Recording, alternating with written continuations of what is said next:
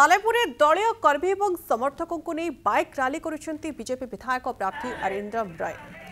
गोपीनाथपुर, सत्यभामापुर, रामेश्वर, सिसुआ आखपाख अंचल ए सब अंचल बुली भोटर को भेटा सहित बहु मठ मंदिर जाई ठाकुरंकर दर्शन करिसेंती, आशीर्वाद नहीं सबु वर्गर लोक स्वागत करिसेंती। प्रबल खरारे रैली बेले महिला माने सरबत पीवा दौथुबा देखा मिलुछि।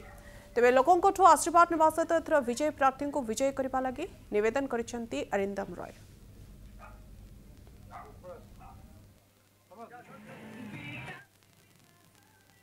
प्रत्येक दिन बुलुछि आउ प्रत्येक दिन आपण सागर भी देखा होछि आउ प्रत्येक दिन आपण भी लक्ष्य करथुए मोर उत्साह बढ़ी बढ़ी जाउछि, साहस बढ़ी बढ़ी जाउछि एवं विश्वास बढ़ी बढ़ी जाउछि।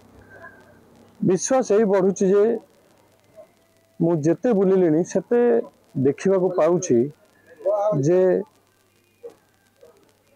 लोकंकर गोटे मन भितर परिवर्तन पशि गलाने, या भितर कौन सन्देह ना।